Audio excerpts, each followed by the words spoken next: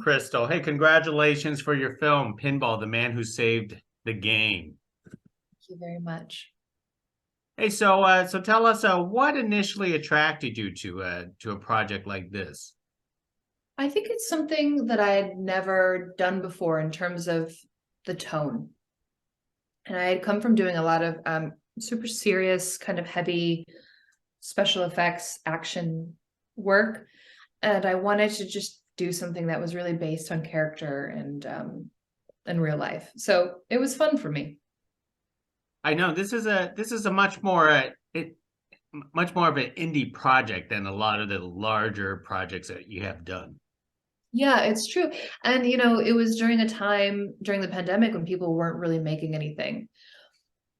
So I was living in New York at the time and it filmed maybe like an hour upstate. And so the idea that I would just kind of go away into the woods and be upstate and make this little film for barely any money and just a lot of heart.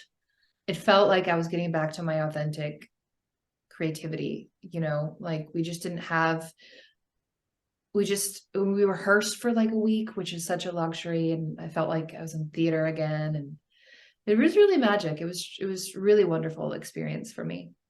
Well, that is certainly a relief. Change is nice, but do you do a lot of these type of I want to say like quasi romance. I want to say romance, but it's the love of pinball and the love of Ellen at the same time. Never, I don't think never to this extent. I mean, I think there's always a notion of romance in a lot of the work that I've done, but never solely.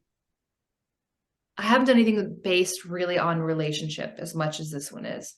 But I want to. I very much want to go. I would love to go away to do a romantic comedy in a very warm tropical place, just to be comfortable. Is New York kind of cold right now or something? No, it's funny. It snowed 2 days ago. Now it's 50 degrees and sunny, so it's so unpredictable. But it was it. Yeah, I'm ready for spring. Well, it's excellent. Someone got to write you a script for a warmer climate and some romance. Yes. So tell us about the chemistry you had with Mike on a film like this. Oh, I had I have an acting coach, and he says that chemistry is being more interested in the other person than you are in yourself. And in fact, you can have chemistry with anything, including a rock. And so I was like, oh, that's interesting. I wonder how that will relate. And I think Mike and I had some of that. Like we were just very interested in each other. And so there is this sense that like we are waiting on each other's reactions, which created this tension and chemistry that I think you see.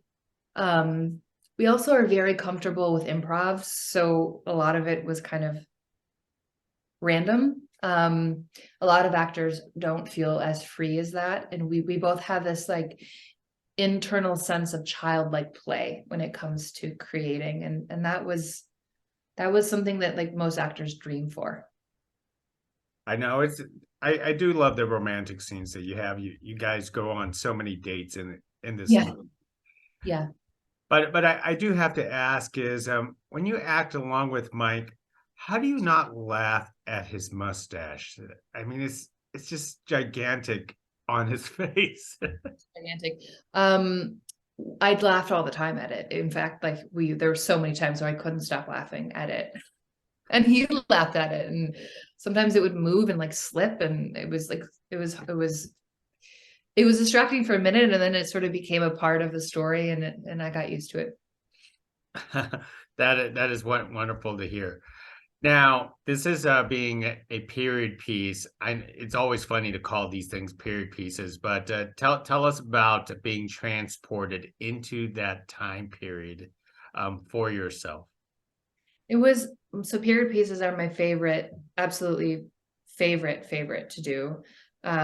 Because I came from theater. So the idea that I can create a whole world with costume and makeup and is the most fun for me. So I requested to wear a wig, which is my first time ever doing on camera, and that I feel like when I saw myself changed in that way, it really kind of let me be more free, and then worked kind of exhaustingly with the wardrobe, the costume designer, we actually had a lot of fun just finding pieces that felt really lived in and real for her.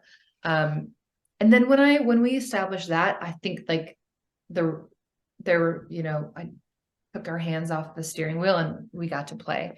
But I also did a lot of research on what women were feeling at that time period, kind of like the social norms, and what she must have felt like being a mother on child support and trying to be an artist and secretary, and all of that was really thought out. And I love that research aspect is my favorite part of the job. So the time period of that time, women are quite different because single mothers is probably one of the most challenging things back then. Yeah, people really didn't get divorced. So she was struggling a lot. And what I love about her, one of the things that made me want to play it, is there's a scene where she sits down. It's a first date she has with him, and she says exactly what she wants. And she's prepared for him to be afraid by it and walk away.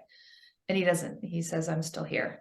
And I think that was so beautiful because it just shows that, like, in that time period, when you said what you wanted and you had some strong boundaries, men didn't like it, and it just wasn't happening. So I think that I don't know, I love that scene. I love her strength. She is a strong woman. I mean, I can't imagine the conversation in the elevator asking him out in his own way. Yeah, exactly. She sort of gave him permission. And that's why it's a beautiful love story at the same time. But on the other half is pinball. In the case for yourself, have you heard of this story before? No, I didn't know. I had no idea. And I think that's the big reason why I wanted to do it, because it's so absurd and ridiculous that it's crazy to me that people don't know about it. So did you have to do any research for it, or because you were playing sort of a love interest, you didn't have to do it? No, I definitely did. I needed to be aware of what was happening politically, and all those different nuances. I mean, I guess I didn't have to, but I wanted to. So what actually surprised you the most during your research? I think that what surprised me the most is, I think now socially we are questioning politicians, right? Like, we almost question them, so much so that they're like guilty until proven innocent, and rightly so. And I think during that time, like, we just didn't really question what the government was telling us as much as we do now. So much so that we believed the mayor when he said that pinballs are stealing lunch money from children and they're being run by the Italian mob and we should ban them. Like, there are a million other things to worry about, right? And so he was so obsessed with this idea. So that's sort of what surprised me the most, is how gullible people were in New York City during that time. It surprised me the most that the mayor actually has an airport named after him. I've been to that airport so many times too. I know, right? LaGuardia.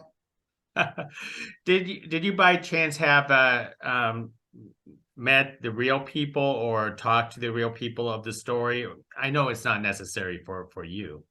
Yeah, no, I did. I met them after, well, Roger Sharpe, he was on set often, so I met him while we were filming. And then Ellen, I deliberately sort of held back from meeting her until we wrapped. And then I met her, and they're both just such inspiring people. And I actually feel really honored to play her. Oh, really? So what was she like in real life?